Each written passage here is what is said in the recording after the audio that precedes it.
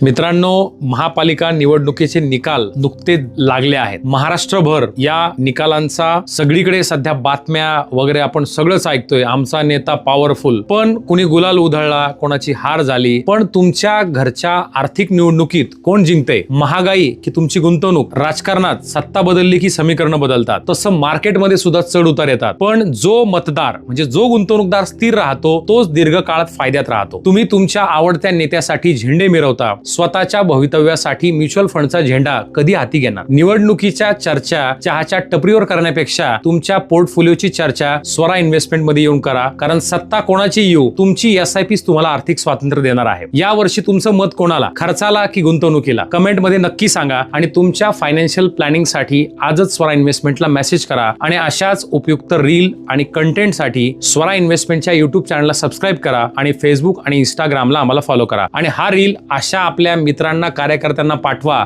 की ज्यांनी अजून आपल्या आर्थिक स्वातंत्र्यासाठी म्युच्युअल फंड सुरू केलेलं नाही, SIP सुरू केलेली नाही. Have abundant life. थँक्यू.